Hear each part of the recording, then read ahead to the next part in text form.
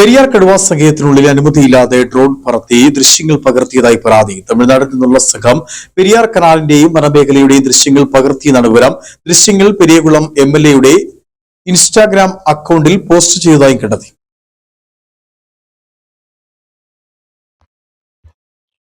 പെരിയാർ കടുവാ സങ്കേതത്തിനുള്ളിൽ വനം വകുപ്പിന്റെയോ പോലീസിന്റെയോ അനുമതിയില്ലാതെയാണ് ഡ്രോൺ പറത്തിയതെന്നാണ് ആരോപണം. മുല്ലപ്പെരിയാർ അണക്കെട്ടിന്റെ ഷട്ടറുകൾ തുറന്ന ദിവസമാണ് ഡ്രോൺ ഉപയോഗിച്ച് വനമേഖലയുടെയും പെരിയാർ കനാലിന്റെയും ദൃശ്യങ്ങൾ പകർത്തിയത്.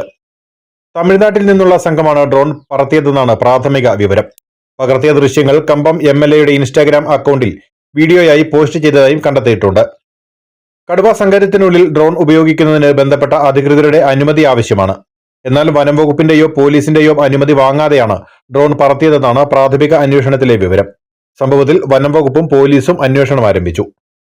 News bureau, Kumily.